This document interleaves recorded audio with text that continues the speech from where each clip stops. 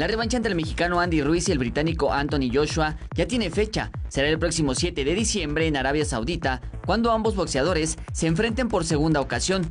Joshua buscará recuperar los cinturones de campeón del mundo que perdió el pasado 1 de junio ante Ruiz Jr., quien superó con claridad a su rival en un momento histórico. El argentino Lionel Andrés Messi se llevó el premio como mejor gol de la pasada edición de la UEFA Champions League, entregado por la UEFA, por el gol conseguido en tiro libre ante el Liverpool en semifinales de ida del certamen.